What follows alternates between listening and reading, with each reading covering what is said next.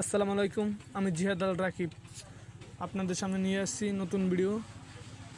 সিলেটের প্রথম মুসলমান হযরত বোরহানউদ্দিন শাহ রহমতুল্লাহ আলাইহির মাজার শরীফ সহ সিলেটের বিভিন্ন ঘটনা নিয়ে আপনাদের সাথে আজকের ভিডিও।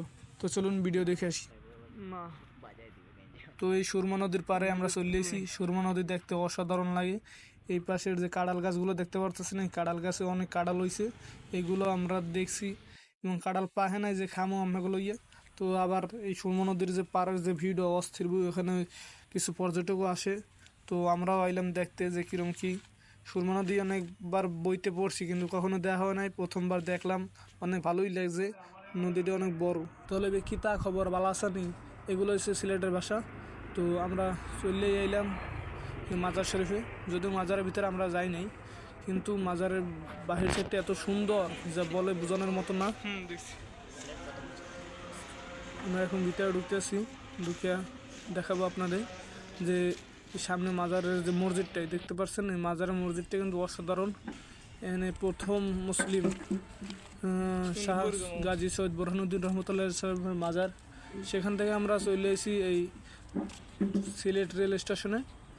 এখানে আসার মূল কারণ ছিল যে আমরা সিলেট রেল স্টেশনটা একটু ঘুরে দেখবো আর আপনাদেরকেও দেখাবো। এই জন্য আমরা সিলেট রেল স্টেশন চলে এলাম।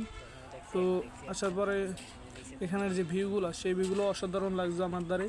সিলেটের মানুষজনও আমার কাছে অনেক ভালো লাগছে, কারণ তাদের ব্যবহারগুলোও অনেক সুন্দর। তারপর তাদের চলাফেরা অনেকগুলো ভালো লাগে আমাদের। তো এই সিলেট রেল স্টেশনের ভিতরে আমরা অনেকক্ষণ ছিলাম, প্রায় 1 ঘন্টার মতন। আর এই সিলেটে আমরা হাইডেই দেখছি যে কোন কি যাওয়া যায়, কী অবস্থা, কোন কি করা যায়, এইগুলো নিয়ে। তো সিলেট শহরটা অসাধারণ। যারা না আইছেন তারা আইতে পারেন, সমস্যা নাই, অনেক সুন্দর। এই জায়গার মানুষজন ভালো। তো সিলেটে আমরা হাইটে দেখতে আসি রেল স্টেশনের ভিতরে কীরকম কী করা যায়, কমনে যাওয়া যায়। তো আমরা হাঁটতে হাঁটতে দেখুন সিলেট শহরটাই প্রায় ঘুরে ফেলাইছিলাম।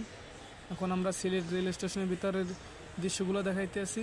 তো আপনারা দেখেন কী অবস্থা, এখানে সৌন্দর্যগুলো অসাধারণ। মানে আমরা টিকিট কাটতে চাইছিলাম, কিন্তু টিকিট এখান থেকে খুলনা পর্যন্ত যায় না, এখন আমাদের টিকিট